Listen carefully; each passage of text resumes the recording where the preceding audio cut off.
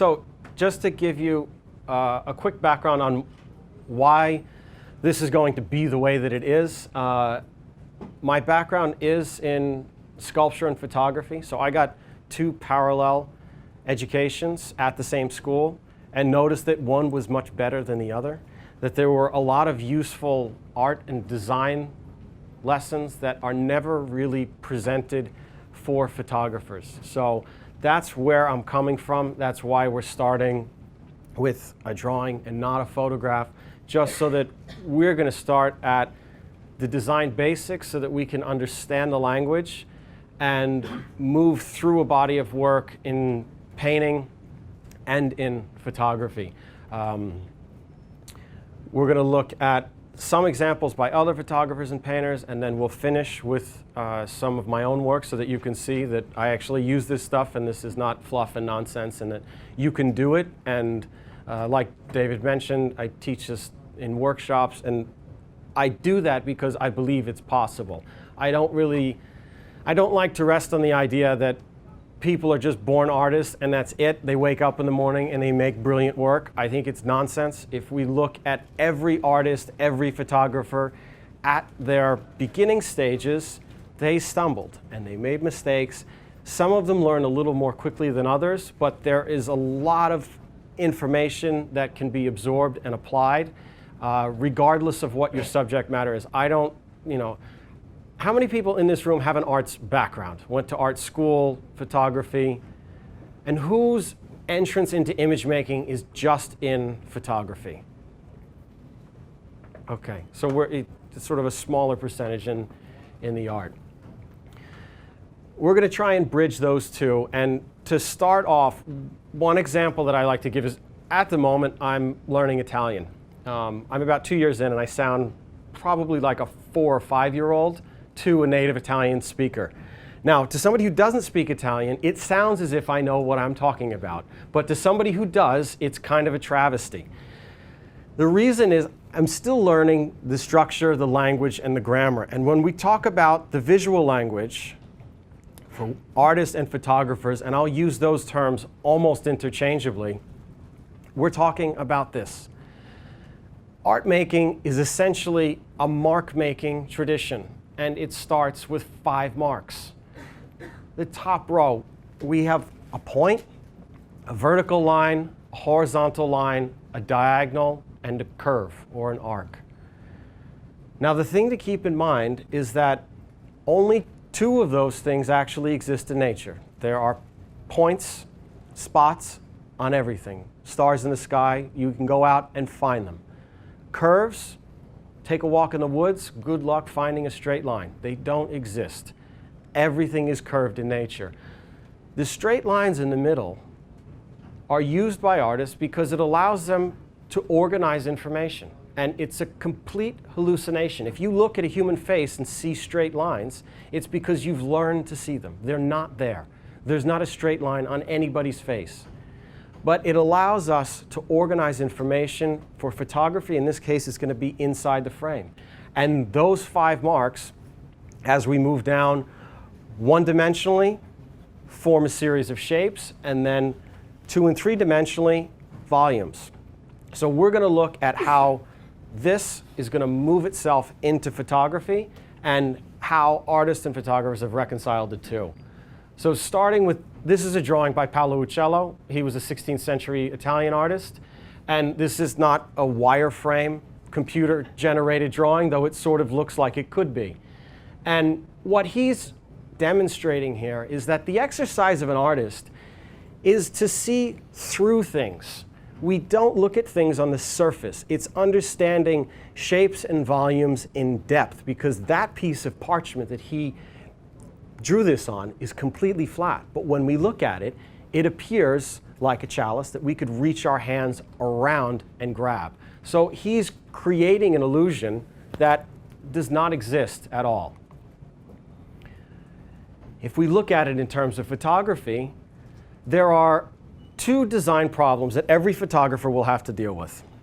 One is that photographs are 2-dimensional. They are flat. We need to bring information to create a photograph that has depth. And this is Konstantin Manos from his Greek portfolio, which I think is an excellent sort of primer to a lot of design work. And there are things that he's doing that he's not talking about that let us understand that the guy sitting at the table in the front is closer to us than the lighthouse in the back. We can look at it and agree without any problem that one is much further away from the other.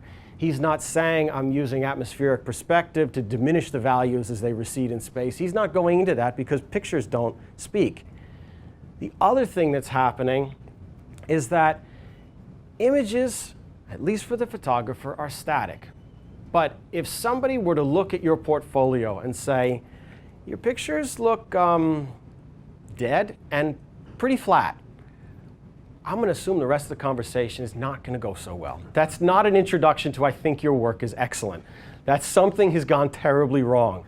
So the inherent qualities of a photograph are actually, they're not so favorable because dead and flat is not where we'd like to be.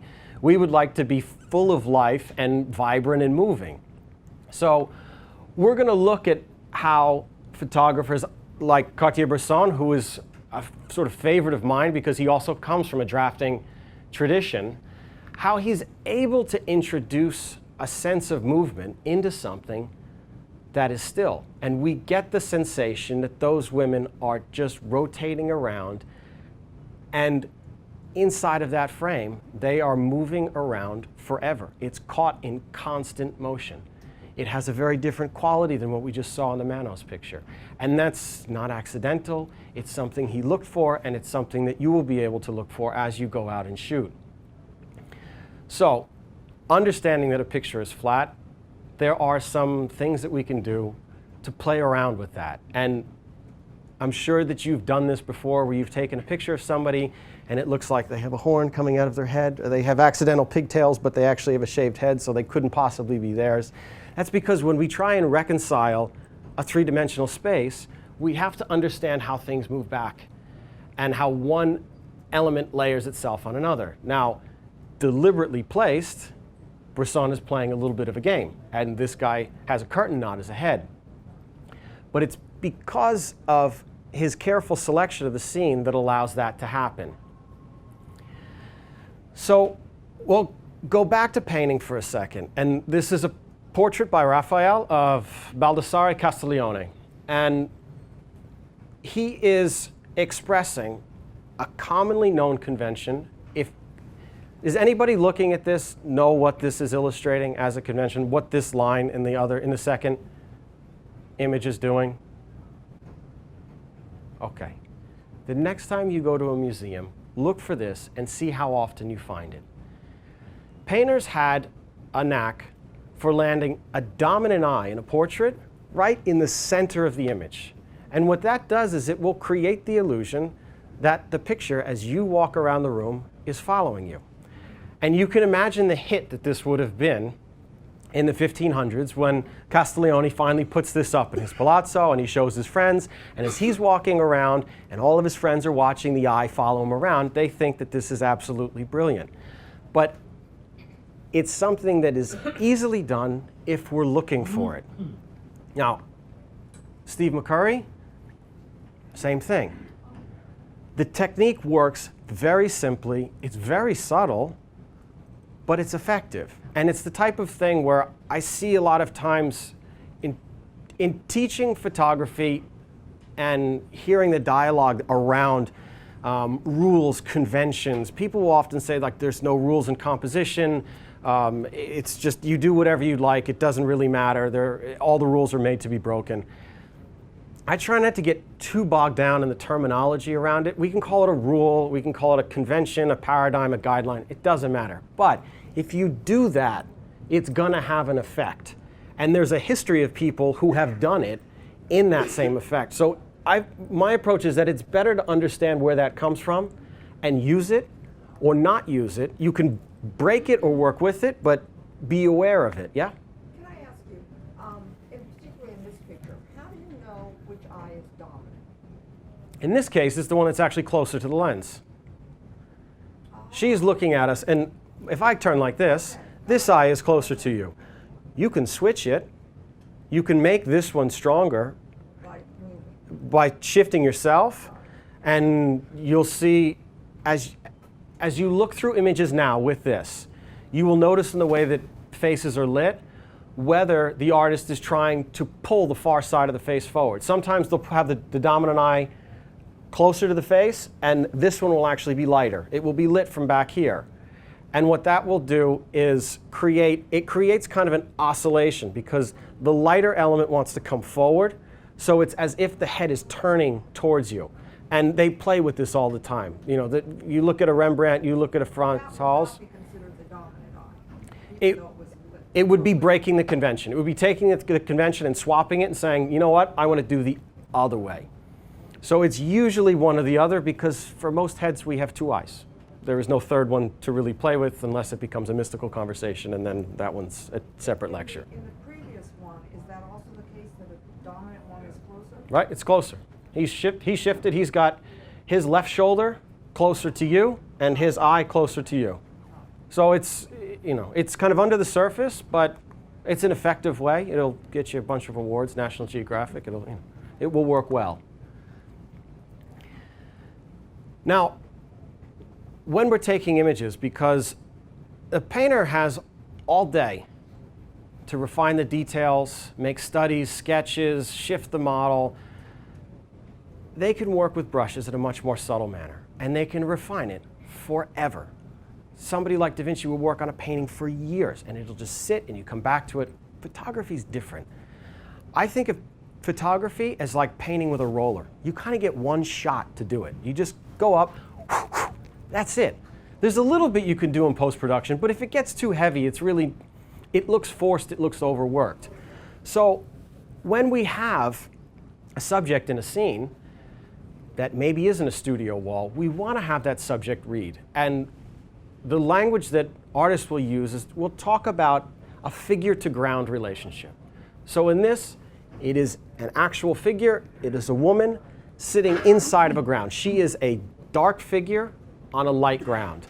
And again, this is Konstantin Manos. He's not saying in the caption, look, if you want to take a picture of an old lady in Greece, land her on the cleanest spot of plaster you can find behind her, because it'll read like a studio image.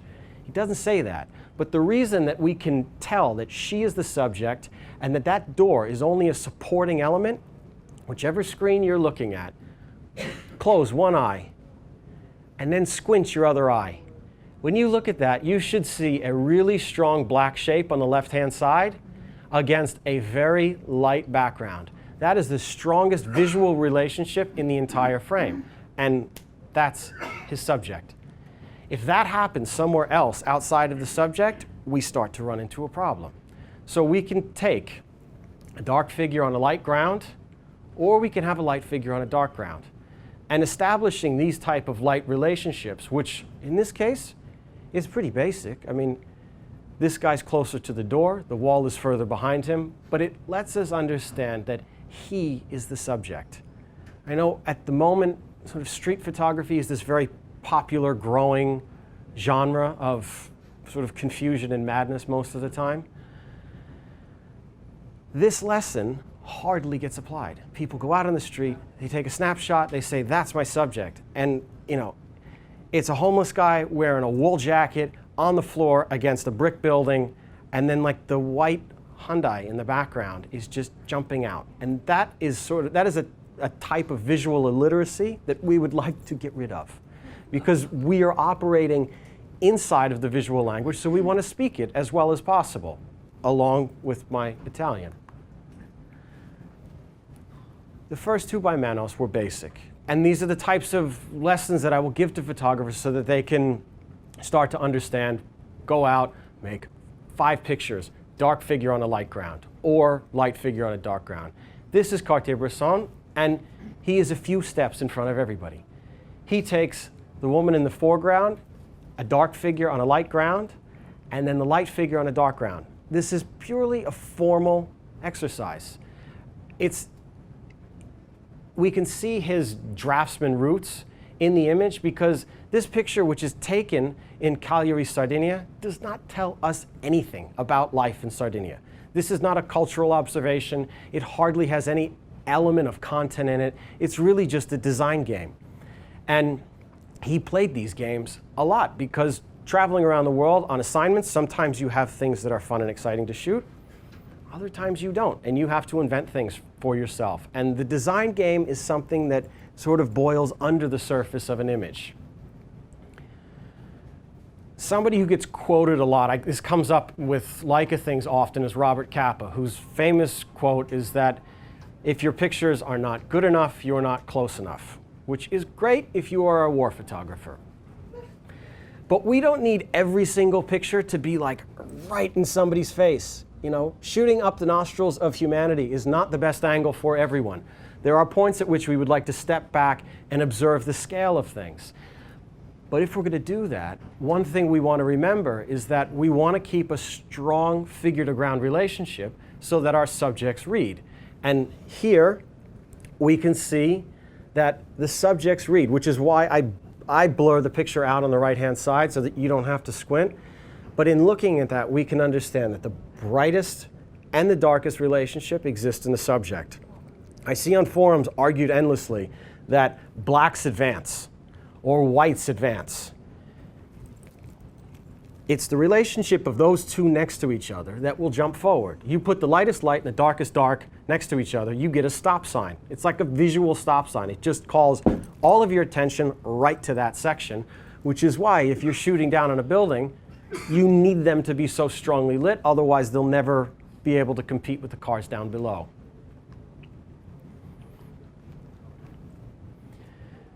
This is a picture by Ansel Adams, and I like to try and include a variety only because I don't know if everybody out here is shooting landscapes, if they're shooting people, if you like shooting puppies, or you like shooting nudes. I don't know. We haven't surveyed everybody. So I want to try and include all of this so that everybody gets a little taste of it, because the lessons of design apply to everything. It doesn't matter what you're looking at or for, you can apply this. So Ansel Adams, before being a famous photographer, was nearly a professional pianist.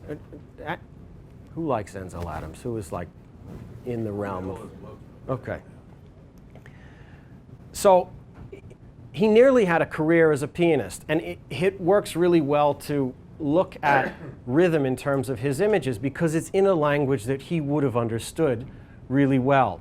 And what we're looking at on the right-hand side is that in order to create rhythm in a picture, we can think of the values like little light switches, and we want to turn them on and off, because every time Adams changes planes, he changes values. So we see on the left-hand side, with the trees in the front and the mountain in the back and the clouds, he goes light, dark, light, dark. On the right-hand side, he goes dark, light, dark, light. It's a visual rhythm that kind of pulses underneath the surface, and he does it really well. And it's why you can almost use as like a litmus test for artists and their sort of universal qualities, is that everybody is kind of familiar with it. They kind of enjoy it. Whether they love it or hate it, there's something that they can appreciate in it, even if they're not trained as artists to be able to articulate it. But we want to be able to control or observe a scene so that we can utilize this. Because if we take a picture that is all white or all black, you know, we can go and hang out with Mark Rothko and just look at a big solid, it's fine. You know, I understand where that arena comes from, but there are only so many black photographs that you're gonna make before you say like, this is getting really boring. I've got to do something else. So this is kind of how he arranges it so that every time he changes planes, he changes values. Here's a different version of the same concept. This is Philip Jones Griffith in Vietnam. And this could be an Avedon shoot. You know, he's got an 18% gray background, and he's got the lightest light and the darkest dark, as traumatic looking as that is, in the foreground. And it's clear who is the subject, that the subject reads, and what he shows us is that we can sort of agree that the background is uniformly gray, more or less. Is that when you take her dark hand and you put it next to that gray, it makes the left side of the picture light. And the white on the other side makes the same gray on the other side dark. So he's managed to play with the dynamic of the values so that by including a dark here, this becomes light. And including a light here, this becomes dark. But if you put this and this next to each other, they'd basically be the same gray. So he's adding a visual dynamic to it that really helps to activate it. And it gives that photograph a bit of a pulse. One on the right is, I just take it and soften it a little bit so that we can look at just the values. Once we soften it, we forget about the details. That's why when we look at something, if you close one eye and squint, it will let you see the values. You won't notice so much about the sharpness or the clarity. All of this goes away because if you look at me and you close one eye and squint the other, all you can see are the light and dark relationships on my face. And that's what the picture on the right-hand side is doing. Now, what he's doing as a photographer is that he's not staging this. He's observing when the light is right. It's right in that it lights his subject, right? So he didn't bring in studio lights to a hospital ward in Vietnam. It's an observation of the moment. Same thing here that Bresson is doing, and we can see the figure-to-ground relationship. We have a little, like, the light heads on dark ground, and then this repeated shadow that ticks through the entire piece. And it's this effort to formalize a photographic scene. And by formalize, I mean he organizes it so that there are only 3 major directions in the whole piece. I mean, if you go outside and try and find something that only has 3 directions in it, you'll probably take a lot of pictures of telephone poles and street signs and things. But to find like a living, dynamic scene that is really reduced to just 3 directions is a serious challenge. It's a lot harder for somebody traveling around the world than somebody in a studio. But this is just to give you kind of an advanced idea of what we can do with this game of visual rhythm. Here again is Konstantin Manos. I won't really go into my thoughts on decisive moment as a concept. That would be sort of a whole lecture unto itself. But when we talk about like a moment where something's worth taking, one element is when that moment is going to read. If he had photographed that kid 3 steps earlier, that kid would have been a dark figure against a dark ground. He would have been invisible. He just disappears. So it's waiting for moments when the subject reads, and here he finds it. And we can see in the picture on the left, or on the right rather, how he sees all of those light and dark relationships. And I can't imagine, I didn't see him shoot this picture, but I can't imagine he was running down the street doing this. He was probably camped out. He sees this kid coming down the road. He waits, he waits, he waits. Click, that's his shot, and then he moves on. So it's not so much a chasing. If we know what we're looking for in advance, we can kind of get ourselves into a favorable position and just wait. And I think it's amazing how often, if you have a sense of what you want to find, how often it really comes up. This is a picture by Gary Winograd. We've looked at a bunch of images that were very clear and what I would consider to be successful. When we look at the values in this, when we look at the relationship of light and dark, and we either squint our eyes or we look at the image on the right-hand side, what we can see is that the strongest visual element in this whole piece is this kind of hourglass shape here. That's the lightest light and the darkest dark. It turns out that's not really anything. It's nothing. It's the negative space between the sidewalk and a car in the background. So while Winograd did take good pictures, he had successful images. This happens to not be one of them. And I think this is a case that has influenced a lot of street photography where there may be an interesting element in the scene. The guy with no legs. We can see it when we look at it. But visually, it doesn't really communicate very well. I think there was probably a more successful way that he could have photographed this in order to get the subject to read, in comparison to the other ones where they read really clearly. So this image by Steve McCurry, this sounds like a redundant concept, but we want to light the subject. If we're walking around looking for something and we see something interesting, sometimes it's not really in a great place. We need to kind of wait for it to move somewhere. We need to wait for the light to be the strongest on the subject and not the strongest on the background, or not the strongest in their outfit. I tell you, like, if I ever have to shoot like businessmen, no white shirts. You don't want a white shirt. You put a white shirt on a guy, the only thing you see is the white. It doesn't matter if he's albino. Any flesh tone will never compete with the white of a shirt. You wear blue, gray, pink, anything else, because if you see too much of it, it becomes the dominant element, because these pictures, they speak for themselves. There are no captions where he can say, like, just cover the bottom a little bit, pretend that was a little more burnt out, and then, yeah, look towards the top. That's the best part. You know, in a scene like this is Macari and Varanasi. We have 3 subjects. Those figures, the silhouette in the back and the silhouette in the front, are supporting figures to the one that's lit. And he does a really good job of balancing these, but also showing that in what is more like a studio session, you can light somebody so they read. If you're out on the street, you look for a scene, and you work with it depending on how the lighting is so that the subject reads.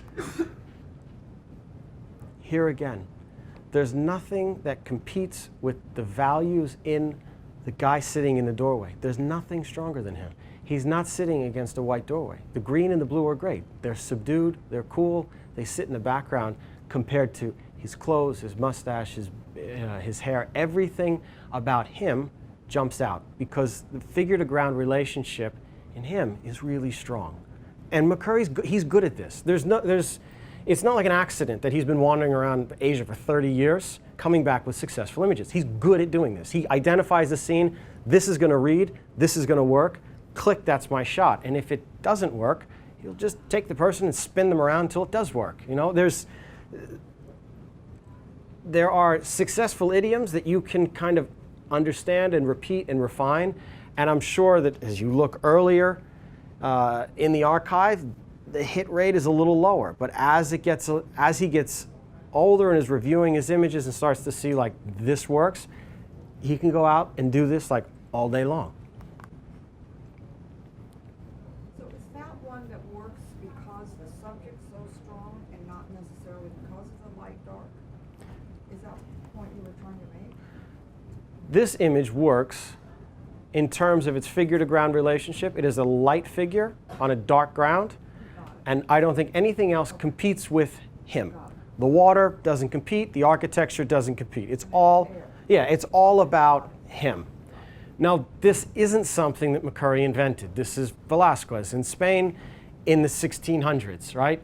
What he's showing us is that you light the most important guy with the best light, the secondary one gets the number 2 spot, and the tertiary one, well, he gets a little bit of candlelight in the back, but he didn't pay too much to be in the portrait, so we don't really care. So you take something like this, which is a working idiom in terms of the lighting and in terms of the figures. We get a profile view.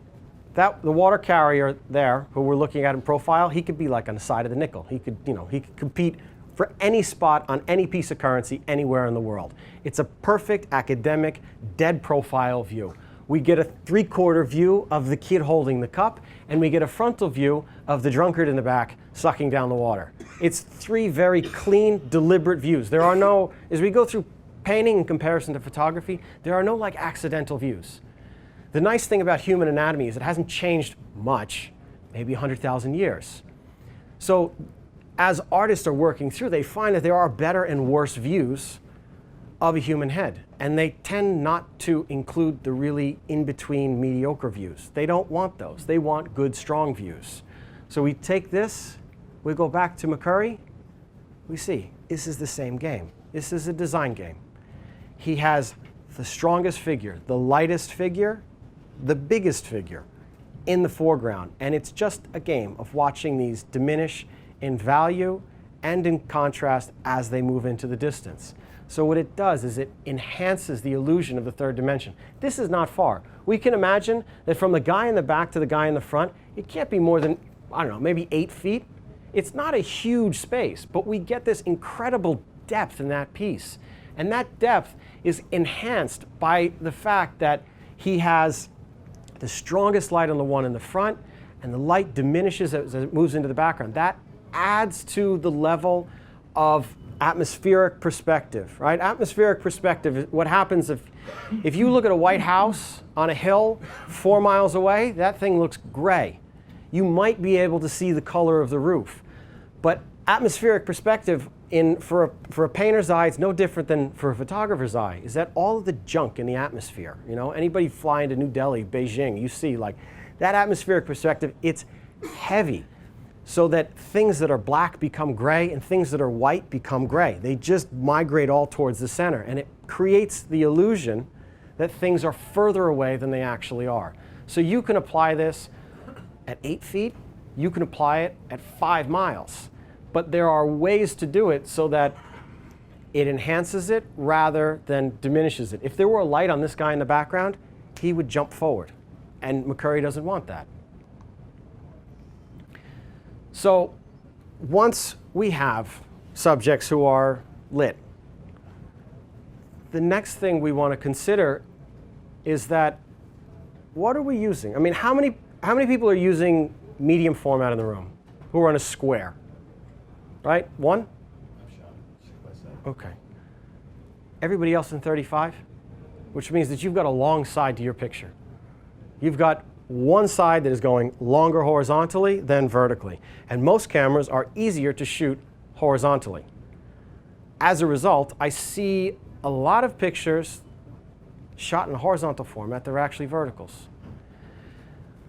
One question I get is, well, how do you know whether it's a vertical image or a horizontal? Maybe it's not so clear. One thing that you can do is when you look at a scene and you squint at it, when I walk around and photograph, I'm doing this all the time because it generalizes all of the directions and the values in a scene. And when you squint and you look at this, and you see the vertical of the painting on the wall and all of those ponytails, you can see that all of these are echoing the two verticals in the frame. And by lengthening it, one is going to lend itself better than if you turn it sideways and shoot it as a horizontal. You know, when we started with the visual language, right? Vertical, horizontal, diagonal. Each of these lines has a tone. It has kind of a quality to it that is just inherent in the line. You know, we sleep laying down. When we're standing up, we are fighting gravity, we are vertical, and when we're moving, we're at an angle because we're somewhere between the two. So if we can match the choice in which way we orient the camera to the action in the scene, it's going to lend itself better. You don't wear a bikini bottom and a tuxedo top. They don't fit. They don't go together. There's no sensibility between the two. Whereas here, we see that there is a sense that is repeated, and the vertical repetition of this is successful. It also helps us when we look at a scene. This is a photograph by Philip Jones Griffith in Vietnam. Not every scene is going to be all horizontal or all vertical. You know, life has a bunch of different directions. So we want to be able to simplify it, and this is where the artistic language helps the photographer. Because if we can stop looking at this for a second for what it is, you know, forget about the content and just look at who is the subject. The subject in this is the girl who's dead in the back of the truck. She has the stronger visual relationship. You know, maybe it's sort of a morbid way to look at it, but we want to understand who is the subject reading, and why did he decide to make this a horizontal picture instead of a vertical? It wasn't just because he wanted to fit her head to her toe. You know, there's a number of ways he could have stepped back, made it a vertical, got everybody to fit in there, but he wanted to echo the girl and not the boy. And that speaks to it. We have the edge of the pickup truck, we have the makeshift bed stretcher that she's on, and we have her. And these horizontals are repeated, offset by one vertical. But one is sort of stronger than the other, and it gives us a little bit of insight into how he's thinking about this. Now, this I don't think is a brilliant image, but it illustrates the idea that even with multiple directions, one direction will be stronger than another. And we would like to be able to decide which one is the one that we'd like to use. In most cases, it's the longest line in the frame. If your longest line is a horizontal line, chances are it's going to be a horizontal picture. That's why most people take horizontal pictures of sunsets, because it goes from edge to edge. It's sort of a basic idea, and it works in that level. But as we get into more complicated scenes, we have to be able to decide which way are we going and why are we going that way. Here's an example. Dead verticals, dead horizontals. Which way does he go with it? And the horizontals are the longest and most frequently repeated gesture in the entire thing. And I think it works as a horizontal. As a vertical. There's a diagonal relationship that exists, but all of those buildings really set it off. The vertical line, this is the gesture number 2. And I think it's sort of a useful exercise to go out and challenge yourself with, take 10 verticals, take 10 horizontals, and take 10 diagonals. It will probably take you a lot longer to get through that exercise than you would anticipate, because after you shoot enough train tracks and taxi cabs and street signs, and you start shooting things that aren't all perfectly vertical and have some shape to it, and you're just looking at the gesture, when you're looking for something a little more interesting, it can become more challenging, but it's an excellent exercise, because as we're shooting or as we're using our roller, we have to be able to decide these things fairly quickly. We don't have all this fussing time, like, somebody does something, you say like, oh, could you go back 1 second? Could you do that one more time? It's gone, it's done. They may, even if they could go back and do it, it'll be kind of stiff and rigid if you can get them to do it. Another example. All of the vertical elements in this piece, which I draw in on the right-hand side, we can see, and it's a complete hallucination. There are no actual straight lines in this scene. But by looking at the photograph, as an artist, we can decide this is a vertical image. Here's Konstantin Manos again. This is a vertical image. There are no straight lines. There are no straight lines in his hand, in her face, in her tears. Everything is curved and moving, but the gesture of that thing is vertical. Now, when we have a combination of different directions that meet at a point, we call this point and eye.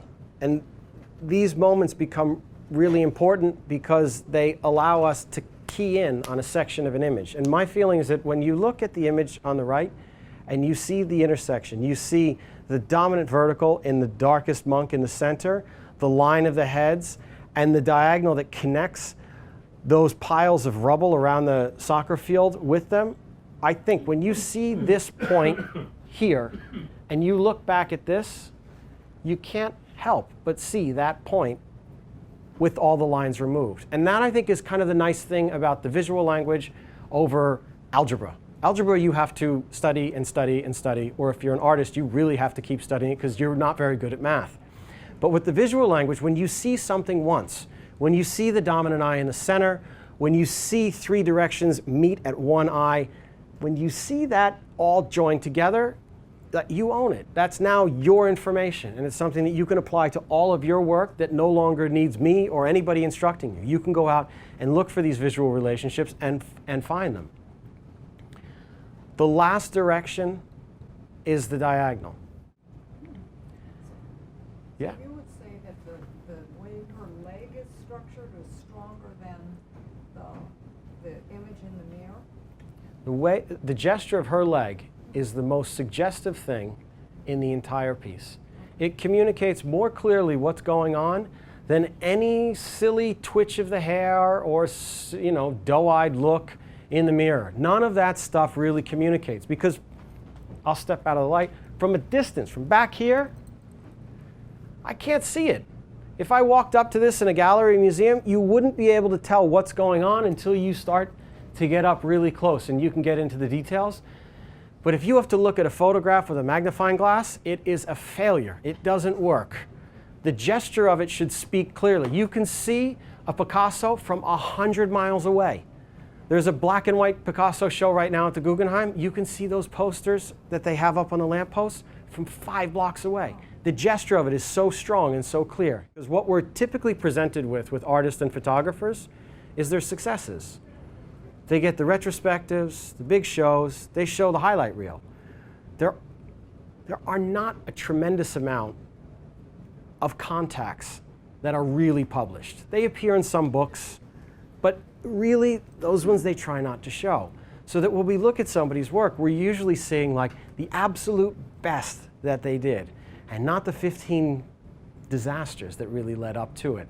And I find that if you can see those disasters, it's helpful to understand how they refined it and how they were able to add an element each time to it, so that you take a picture like this and you see the leg once and you say like, oh, that's good. The next time that comes up, if we can sort of gesture with the body, so we have the leg and the body, oh, and the gaze comes into it, and the hair can echo that. You start to see there are all of these little design elements that we can build on each other. It's like making a recipe, and it's the difference between making toast and a souffle. It's like one is just in, out, done. You can screw it up, you can burn it, but there's not too much you're going to be able to do with it versus what we could build here. Does that make sense? This is McCurry in India. Even without seeing the direction, we can tell which way he's going. When we compose on the diagonal, it's so strong that we don't even need to see his feet. We know he's moving, and we know which direction he's moving. And if we're Cartier-Bresson, we're going to take that exercise and we're going to line it up the same way that he did with the knot on the guy's head. I think this picture is really intended for her to appear as if she's walking down the banister in the foreground.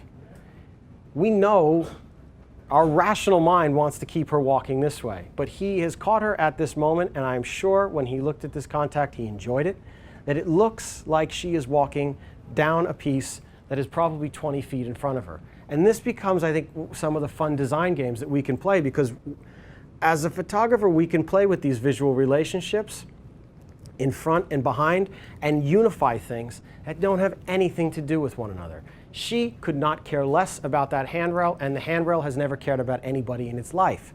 But Bresson, through his careful selection, has brought them into a dialogue with one another. Same thing, we see Rubens here, Crucifixion of Christ. Now, he puts Hercules in the bottom corner, and all of the force of that colossal figure hoisting the cross up in the sky, it wouldn't really work as a vertical. You think of a vertical like a soldier holding a pole, there's no real strength in it. It's just stoic. It's like a statue. This thing is alive. And the diagonal allows for an image to have the greatest amount of life because it is somewhere between standing and falling. It's constantly in motion, and it's in motion forever. This is Steve McCurry, not his finest work. This is, I think, a visual exercise of how we can start using these techniques. And I think he looks at this scene, and it's not his masterpiece, it's a perfectly successful image, but I think he looks at it and he sees the palm tree tipped over, and he sees the little monk reading at the same angle, and he says, same, click. That's his picture. Gaze, leg, same, click. There's a continuity to it. It's totally simplified. 2 directions in the whole thing, and it works. He does the same thing here. He's standing in the room. I wasn't standing here with him when he took this, so I'm gonna guess on what happened here. But from looking at this picture, it looks as if he sees all the diagonals on the wall. He sees the relationship of the monk in the background and the young monk in the foreground, and he either waits for the moment when that kid turns, or he just goes, psst, and click. He's got the strongest figure to ground on the subject. It separates the kid in the front from the figure in the back. We know the figure in the back is only a supporting figure because the visual element, all that figure to ground relationship, is on the kid in the front. Here we have an example of Bresson, and this is a more elegant solution. I don't expect students to ever come back with anything like this. This is after he's practiced this for years, he's able to identify there's a dominant horizontal in the scene, there's a dominant vertical in the scene, and when all three of those come together along the diagonal, he has a masterful photograph. Now, what I think this allows him to do, and this is Cartier-Bresson taking a picture of his friend and sculptor Alberto Giacometti installing his show. I think when you can start to identify directions in a scene before they happen, it lets you know where you want to be and what you want to happen. And I think he saw the two sculptures, and the sculpture that Giacometti is carrying ostensibly was on the ground behind him, and he had time to watch Giacometti turn around, grab the sculpture, pick it up, and the second that he turns and his leg is parallel to the sculpture in the front, that's his shot. So this is not at ISO 10,000. He is not using anything fancy. This is not a 1.4 lens. The game of speed in photography is anticipation and not technical features, because he's on film, slow film camera.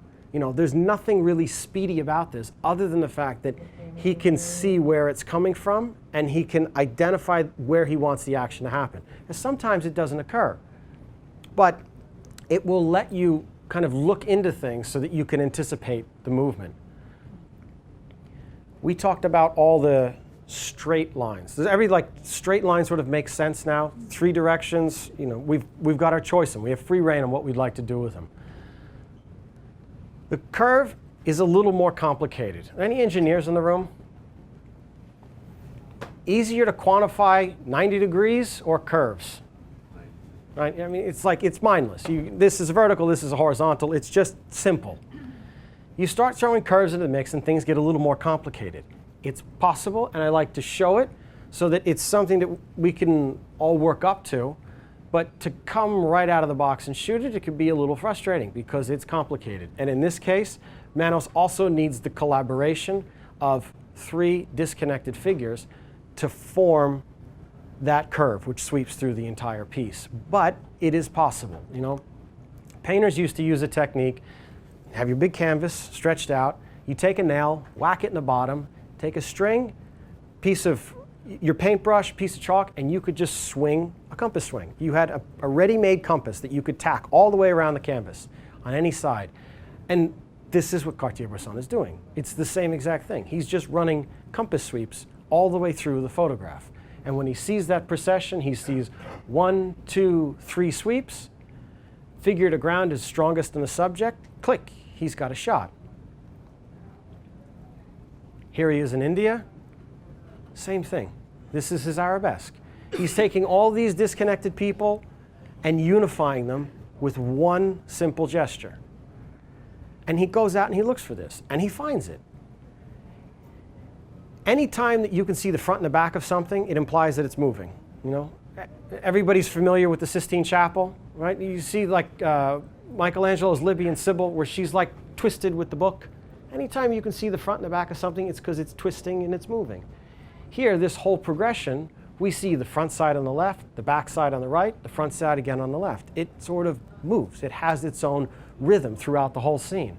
And the thing that I like about using Cartier-Bresson is that he has such a consistent body of work where you can see him building these idioms. And he tries them small, and he tries them big, and he tries them and they work, and he tries them and sometimes they don't work. But he finds them all over the globe. The content is typically irrelevant. It doesn't matter. He's just playing this design game. Here he plays a smaller version of it so that it can exist at any scale. We don't need to go to India to take all of our pictures. You can take it right at home in France if you're him. But it allows him to organize a scene, to bring some unity to that image and some dignity to his good friend who he's photographing here. Now, when we look at objects receding in space, and we look at perspective, we can understand how we can create sort of a vast scene based on the way that we shoot it. There is a way to shoot this crowd so that it looks like chaos. You could shoot it from the back and just see 1,000 heads that look like every concert where you got rotten seats to. It would look just like that, and it's no good. Nobody wants to see that. when we can get around and find some level of abstract organization inside of the scene, all of a sudden that thing starts to have a gesture. It has a motion, it has a dynamic. Here's Bresson. He takes this and he has a single point where everything radiates out from. It's like sun rays. It's like sun rays with arms. It's the same thing. And he just waits for all of the gestures to be unified in the arms and the hands and the ropes and the barriers, and it creates this level of expansion inside the whole thing. And this again is it's an abstraction. It has less to do with what he's shooting and more to do with how he's shooting it. And what this does is this allows him to play figures in a space. The last section of images that I want to share with you guys, this is some of my own work. And what I had found was the most helpful in my photographic development was when I could ask a photographer looking at their pictures, like, what worked and what didn't work. You know, like, what was the thing that stood out to you that you think that is a picture and that there wasn't something better that you can do? So I have this kind of split up by project, more or less from most recently. I just got back from a month in Japan photographing a series on Japanese master craftsmen. So it's going to be some color work and some black and white. And this was one of the first guys that I spent time with, and he's a 5th generation blacksmith. He makes swords, scissors for ikebana and gardeners, and knives. So it was really an interesting opportunity to see somebody working in completely traditional styles in a studio. I mean, the studio had a mixed earthen floor and dirt floor, but looking at all of the formal qualities of the work. You know, the backstory behind it is kind of interesting, I hope, for the viewers.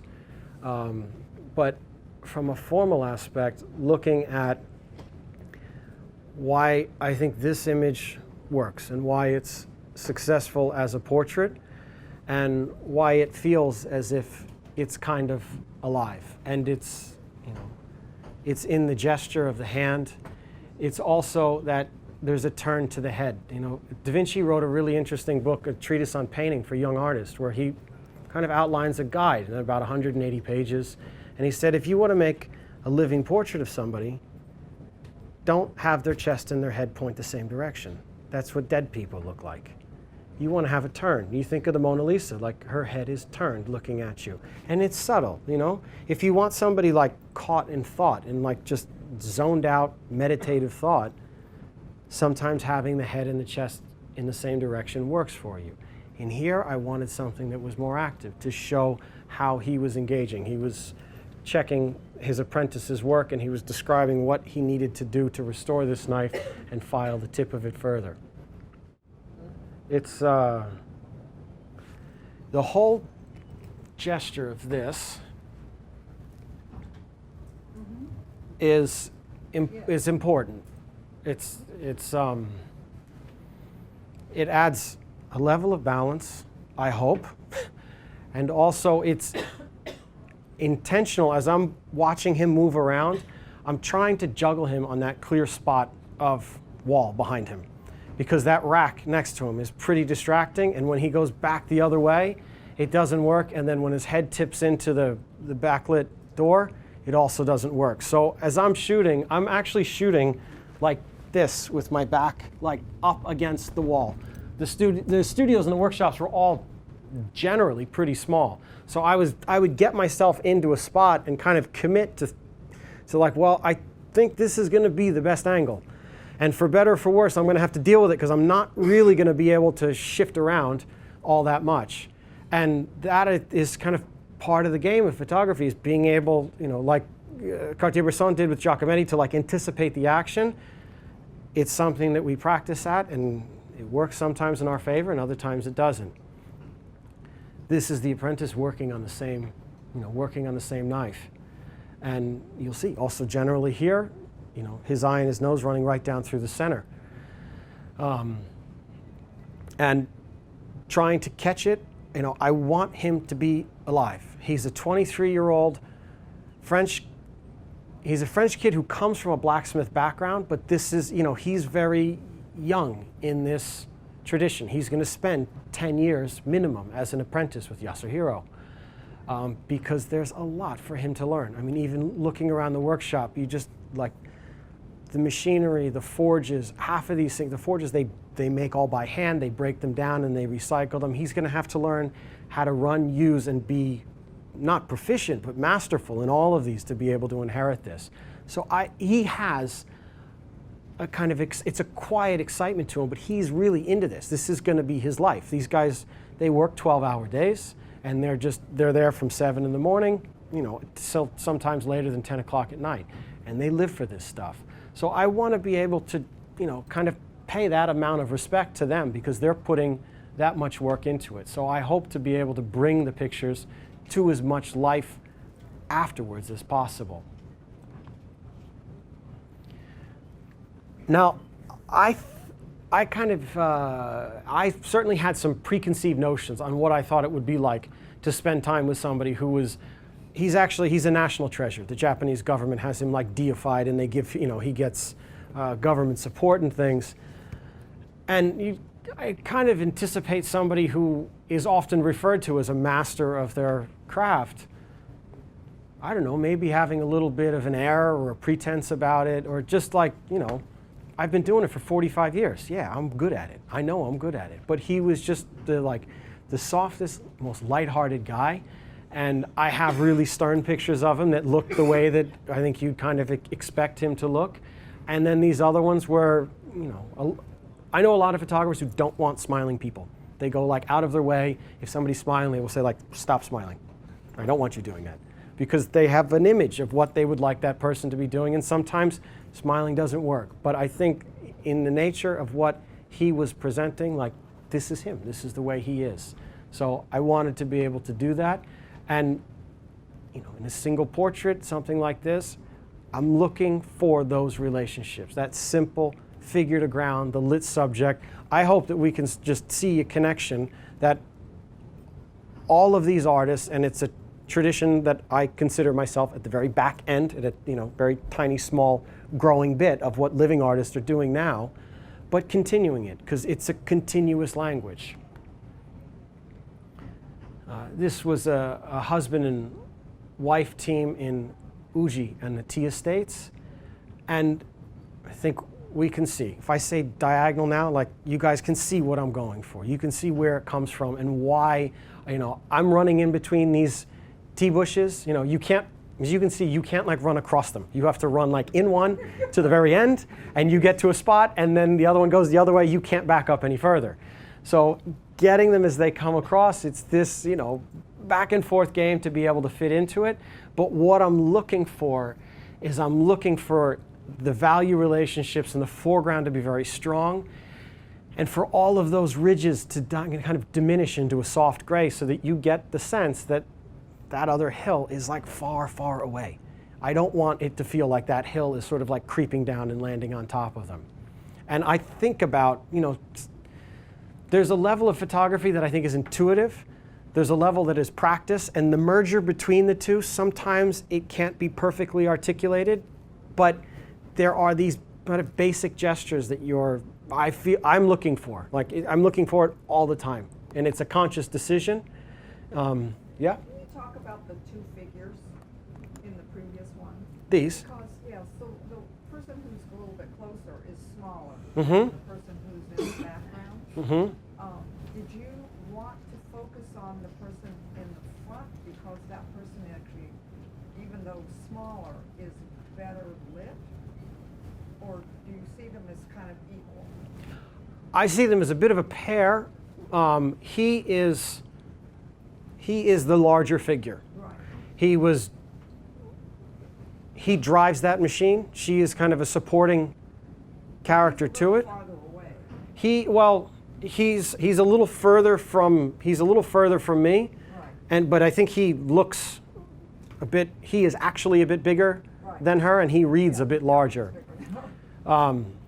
So he is driving the ship. I am happy to let him drive the ship. He was in sort of other pictures that I had where there was a different push and pull. I preferred this because he is filling the diagonal going from the bottom left-hand corner to the upper right, and he really controls it a lot better, and she just kind of like guides it along. Does that make sense? Yeah, well, the reason is because sometimes I've been in the position you have a pair. Mm-hmm. You want them to act as a pair, but they're either really dissimilar in size or lighting or something like that. So I was just wondering how you thought of them as a pair. I try to balance them so that they look like they could show up at the same dinner table. If they look too disparate, I mean, sometimes maybe you want the contrast. You want two completely different people, or you want some level of unity. Here they have like similar valued clothing. Like there are some people I'll see, if one's in black and one's in white, I have a huge problem right off the bat. This was like everybody's kind of in like pastel-y earth tones. So like I'm in business, they're both light figures against the dark ground of the tea.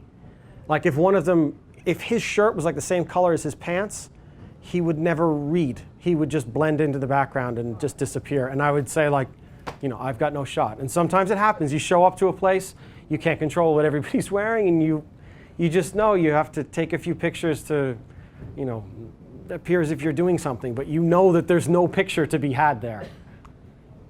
You know, something like this was a bit easier. You know, he's a bamboo grower and craftsman, and he lives, this house is his great-grandfather's house. And watching him in this scene, he was a really philosophical guy and everything was analogous to bamboo. Human society, family relationships, development of business, you could find some way to relate it to bamboo, and he did. And it was fascinating because it formed his entire language. Everything just came out of what he knew and what he grew up with. And I think having him like in this setting, you know, like we sat down, and he also, he pointed out to me that he said like, everybody that you're gonna meet in Japan uses my bamboo. Somebody does. The tea guys use it, the musicians use it, the calligraphers use it, the knife guys, everybody needs this. You can't study bamboo and not study Japanese society. The two of them are so woven together that one kind of defines the other. So, you know, his wife would make us tea, and we would sit at the table, and this was about a 2-hour conversation. Now, one thing that happened in the course of this, his wife had come in, he had moved over and fixed something, and I had a moment where this doorway was growing out of the back of his head. It's like the palm tree, right? I have no objection with anybody, you know, the photo documentarian who like will never interfere. This is not me. I said like, I know we're going to be here for another 45 minutes. You know, the next cup of tea just came out. We're not going anywhere. Could you just slide 1 foot to your left, or my left, your right? That will just make life infinitely easier, and I can start shooting again. Because with that pole growing out of his head, the divider in the screens behind, that shoji was just going to kill anything that was going to happen. So, you know, formal arrangements can be worked around, and you can get somebody to go back to being normal, and sometimes you just have to like push their dinner chair or just say, could you slide a little bit that way? And we're, okay, good, go back to doing, we're perfect. This was in Venice, Italy. This is a place called Square di San Trovaso, and it is one of the last, there are 2 remaining boatyards where they still make and fix gondolas in Venice. And I'm sort of interested in craftsman traditions. They sort of fascinate me. I'm curious as to like how one thing goes from one generation to the next, because this stuff doesn't get written down. You have to, in many cases, you kind of have to suffer through it as the apprentice. You just kind of learn it through absorption. And what I find is that whether you're in Italy or you're in Japan, the education is the same. You don't ask questions, you simply watch. And that's the way it's been, and that's the way it will probably stay for as long as these things continue. But going here and, you know, having the opportunity to see this, there are a bunch of boats in the yard, and I am looking for the ones that are going front, back, front, back. I'm looking for that rhythm. This is not like, there is nothing accidental, I don't think, in the way that I work. I'm looking for these visual relationships. They're things that I have practiced, and they're repeatable. And they're things that I think that you can teach them. It's not this, I hate when I see photographers who are discouraged. They say like, oh, I don't have an eye. He's really good at it, or she's great, and I can't get it. These are formal relationships. We put a cube and a sphere on a table, you do a bunch of exercises, you can start to see these things. And when you see them and you go back out into the real world, all of a sudden, the things that you start to see change. And I think it's completely accessible. It's a thing that I like about photography over sculpture, is that sculpture is not the easiest thing to start over the weekend. It's not the kind of thing you're just going to jump up and get a space and all of a sudden you're going to be forging metal and carving wood. It's too labor intensive. It's a pain in the neck. It's really fulfilling, but it doesn't have an accessibility that I find, particularly when I travel, people will say, and I'm sure this happens to all of you, can I see some of your work? And when people look at photographs, they get them instantly, and I love that. They look at sculpture and they go, it's interesting. It doesn't have that accessibility. I mean, I'm sure you've walked into, MoMA or the Guggenheim and, looked at the paint bucket in the corner and wondered, is that an installation? Is that a piece of artwork? Or did the janitor just forget to take the paint bucket out of here? It's a different conversation. So it's something that I really enjoy, is the accessibility of photography. It travels really well, and it speaks across language barriers. My third grade Italian worked here. It was helpful. This was Fabio. He was one of the guys working there, and again, it's just simple figure to ground, designing on the diagonal, all of the basics that I teach to people, I use myself, because they work and they're effective. It lets you organize a scene. It lets you pick out of a workshop that had stuff everywhere.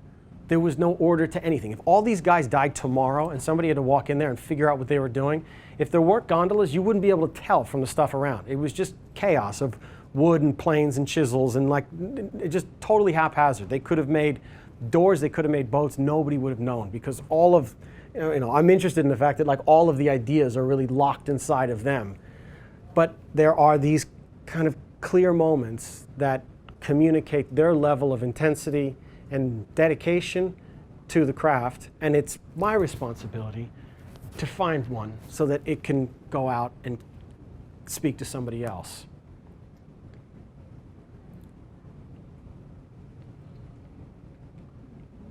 The previous photo of that white daisy thing on his shirt kept drawing my eye. It was the goofiest, it was it looked to me like something like my little sister would wear. And it was just next to these Tahitian tattoos that are all the way down his arm. It was very incongruous. It was an odd little detail. Now, I will admit that there was a French guy who had knocked on the door earlier, about a half an hour earlier, and asked if he could buy a gondola. His response to it, I won't repeat, they have a thing against foul language. He wasn't too keen on it. So, in the case with Miki-san, the bamboo guy, I was going to ask him to move a little. His little daisy, I wasn't going to say anything about it. We were going to let that be for the day. It's a detail that he owned. It could have been a little Hello Kitty thing. It was an interesting contrast for a guy who was not so happy earlier in the morning. So I said, we'll leave it. But you're right, it glows in there.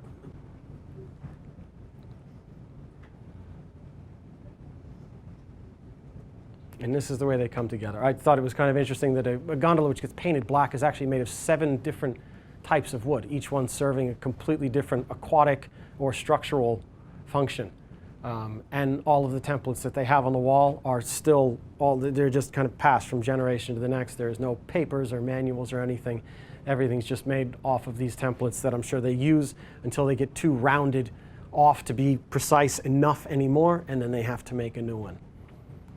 Did you use, for all of these, did you use flash or any other lighting setup? No, this is all natural light. I don't think I have anything here that has. There's certainly no flash. I don't even think I have reflectors. Sometimes with portraits, I will use, reflectors or diffusers, but this is all natural light. These were skylit and kind of open sheds all the way through. Same with this one. This is a series that I did on construction workers here in New York City, and I really kind of get a kick out of the fact. I mean, between the crane falling down and the storm, and the New Yorkers are kind of acutely aware of the fact that their city is constantly being worked on. And in spite of all of the technological advances in buildings, and we just watch things like fly up, these ladders, they probably don't look much different than what the Egyptians used. There are just some basic elements of construction that, like, the top floor isn't built yet.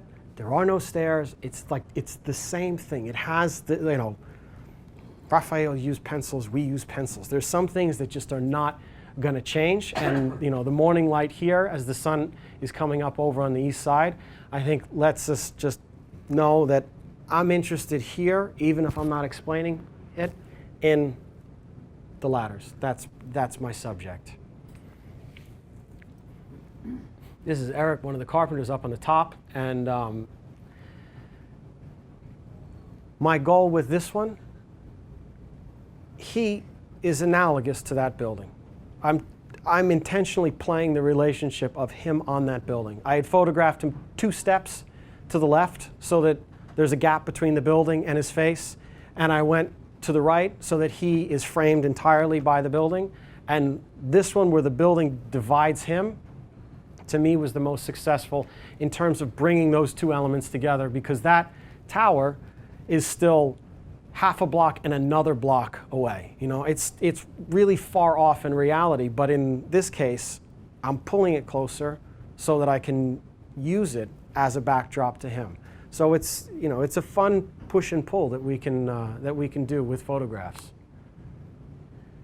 Now, I talked about the head. This is Jimmy. They had spent, this is probably like hour 8 or 9. They were actually raising the crane this day, and they had to kind of wrestle the brackets in. It wasn't quite lining up. So this is after a bit, and he's taking kind of a breather, and he is just, I'm shooting this with a 50mm lens. I'm about this far from him. He's not that far away. And he is just like off in his own world. And by looking at how his face is pointing in relationship to his chest, like he is just a frozen statue. And I encourage everybody to, anything that I've said, don't believe it just because I said it. You try it one way, you try it the other way, and see what happens. See if it works. See if you come back and you say, like, I tried this stuff Adam was talking about. It was garbage. He has no idea what he's, nonsense. Or, yeah, it actually does happen. Yeah. How do you choose different lenses?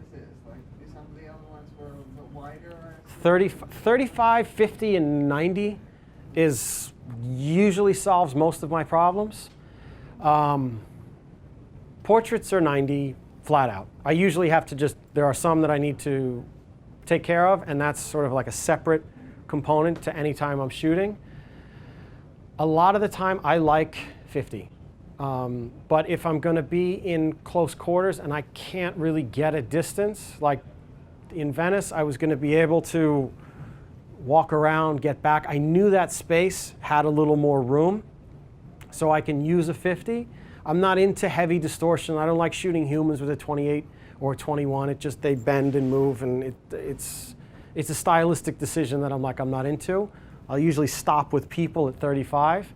And in Japan, I had to use a 35 a lot because I didn't have the room, or I was shooting more than one person. You start shooting 2, 3 people with a 50, you start getting way back. Like if I wanted to shoot you 3, it was like a 50, I got to be way back here. It's too far. So half the time I have a sense of what I'm going to be shooting when I go into it, or I've been there before, so there is some idea as to what's coming. Worst comes to worst, 2 cameras, but I'm not I try not to carry too much. I like a lighter load.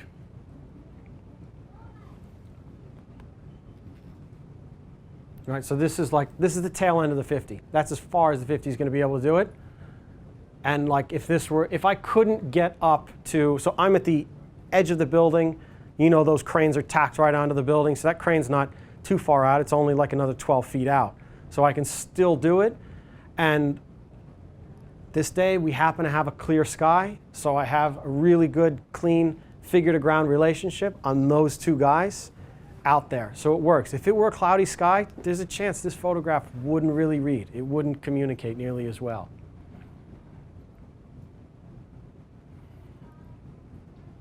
These guys were bending all the rebar for the concrete up on top. This again, in a scene that has so much chaos, I mean, who's been onto a construction site, right? It's a nightmare. There's junk everywhere. I mean, I spent 10 years in construction before doing photography. Like, it's a mess. There is just stuff everywhere, trades all over the place. You've got 400 guys working on a job site. You know, it's like the worst version of prep school professionally you could ever come across. There's just, everything. So one of the things that I'm looking for is like, how am I going to be able to clean this up? How am I going to be able to communicate like what I'm shooting, and that it just doesn't look like some random snapshot on 42nd Street with a million people crossing the road at the same time. Clear skies help. Bend the knees a little bit. You know, I see a lot of photographers do this and tip and shoot down. This doesn't work. You know, this is really, really important. It's a, you know, it's kind of an exercise game. We have to be able to move to be able to clean it up. This was in Matera, Italy. I'm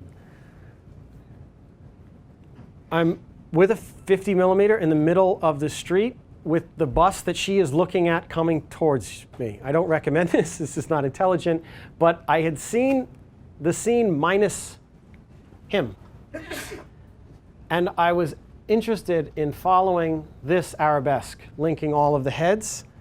So just waited. The bus looked like it was far enough. So that the second that he filled in that space, that was the picture. That's what I'm looking for. There's something very kind of clear in that, and there's a unity in that all of those people are from that town. There is kind of a local quality about everything there.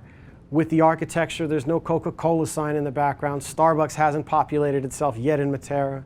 So it has a level of unity that I'm really interested in, and that's kind of why that picture would happen. Here, all the way through the roofs, down, back up to the staircase. Could it have been nice if somebody was sitting on the terrace? Sure, but it was an overcast day, so nobody came out.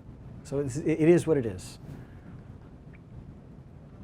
This one, I was inside this 12th century church built into the side of a cave. I couldn't have paid a better looking guy to walk by. With the jacket and the hat, what are the odds? Could I have pushed him 2 feet out into the middle of the street? Sure. I would have loved him there, but I was interested in him connecting with this. This is like a half day's walk down. This is incredibly far down the valley. And he's standing there because they actually drive on this, so, he wanted to see dinner time, so he stood there. But I think what happens is that you will start to look for scenes, and if you just sit and wait, this is a few minutes. I wasn't there for like a half an hour. I had gone inside, went up to this sort of balcony-looking thing, looked down the street on two sides, saw a few people coming. He was one of them. That was the shot. Here again, I love the design of the scene. Nobody showed up. It just ticks all the way through, right up around the arch. You wait, the light is nice, everything is kind of right, and nobody shows up. It happens. Here, I tried to shoot this church the whole time I was there, and I couldn't find anything of any sense that would let me shoot it. And it had rained for 2 days. We were going back to the hotel before dinner, and the sky cleared, and this thing just lit the tower, and then within 8 minutes was totally gone. It's a simple figure to ground relationship. It's set on one diagonal coming from the upper left-hand corner that just slices right through into into the tower of the church. And that's like, it's what stood out to me. And I think you'll be able to find these combinations of lighting and design that happen in one. Here I was in a project in the South Pacific. Some things just, they line up easier. This is like, you know, a hole in one. I find this guy, this is at Independence Day, and you know, he's sitting in the grass by the fields where all the celebrations are going on. The light is right, the background is subdued. There are no major violations of any sort. Set on a simple diagonal, simple vertical that runs down through his eye and through his leg, and like, that's it, I've got a shot. So some days you work harder for them than others. Other times you have to kind of bounce around a little bit. These are the guys preparing their local drink kava, which I don't know if anybody's been to the South Pacific and had this stuff. It's looks like brown dirt water, makes your mouth go numb. You kind of don't want to look at any like bright lights after you drink it. It's an acquired taste. It's not so bad, but that's what they're preparing here. And the series in Tana, which was the island, was looking at from the oldest generation down to the youngest. So this is sort of a condensed version of it. But her and her drooling self, again, we can think of Da Vinci in the head turn. She's at the doorway, she's playing around, she's looking at me, she's smiling, and the second she turns, click, that's the shot. Same here, opposite direction in Varanasi in India. This one, I think now after the design, we can see dominant verticals, unified on a single diagonal, and it kind of adds to the interaction that these guys are having. Sometimes you'll see a picture, you'll take a picture of two people talking, it won't actually look like they're engaged. So if you can unify the design underneath what they're actually doing, it will kind of help the image even further. Can you explain what you just said a little more in relationship to that picture? In terms of two people being engaged? Yes, and then you said that you underscored it with the diagonal. If you take your hand and you hold it up and you cover the hands in the center so that you can't see this gesture coming up, they're looking at each other, but the interaction is a little lackluster. It's a little lukewarm. When the gesture in the conversation can unify them, in this case, unify them on a diagonal that runs from the bottom right-hand side up through the upper left, by unifying the design. Because of the hands? This relationship here that is echoed in the doors draws your eye to do this. And that's what I'm looking for, is for elements that echo the design, and that brings it together for me. Because the other pictures, when the gesture and the architecture don't match up, it's just not really as strong. Here's the same. The parallel of the back of his arm and the leg give us the run as he's scampering out of the alleyway. You have a picture of three people in a scene. If you've got one looking and two looking away, it's easy to find your subject. You know, and I see big group shots. If you can get like 5 people not really looking and then the one person who's facing you, it's like, that's the subject. It sort of communicates clearly. You try and do it first with 2 people. You have 2 people standing on a subway platform, one looking, one not looking. You're like, okay, this works. Then you do 2 people not looking, 1 person looking. Still works. You do it with 4. You can run them in a circle, but it starts to let you play and like look through crowds to see what's happening, what's sort of bubbling up there. 1 looking, 2 not looking. 1 being dragged out of the water and didn't want to take a bath in the ocean. I don't blame him. But as a formal arrangement, that's what I'm, looking and waiting for. This is a lighting exercise. This is the Fenice in Venice. I had actually read a story about sort of all the times that it's burnt to the ground, 3 in its lifetime. And having that story in my head and then being in Venice, it looked as if there was a fire burning inside of there. And with the strongest light pouring out of that building, I mean, this was like, put the camera on the wall by the water, 8-second exposure, click, done. It was like there's sort of nothing to it. Everything like mentally had just fallen into place, and I saw it, and it was like seeing a memory of something that I already knew, and then that was it. Sort of around the world, back to New York. I like to take students to the Met because there's a lot of work we can see on the walls, and there's a lot of fun things that we can do with the sculptures there and the paintings there, and when you play one against the other. This scene, now, if you go to the Met, this is in the American Sculpture Wing, there's a kiosk on that wall now. So for the time being, this shot is not possible. You can get information about the gallery, but unfortunately the kiosk has killed the shot. So, the way that I do this, and what I think is really fun, is that looking at the sculpture, I see it, there's a flow of people that comes out of the American painting galleries and the Egyptian wing, and they just pass through. And it's just a matter of waiting. I would have been happy enough had he not looked, but he happened to look, and it made it even better. So the serendipitous, finds that occur on top of what you're looking for, I think they only make it better. Thank you very much, guys. If anybody has any questions afterwards, I'm not leaving. We just have to turn over the space. So I really appreciate it. For more information, please visit us online, give us a call, or stop by our New York City Superstore. You can also connect with us on the web.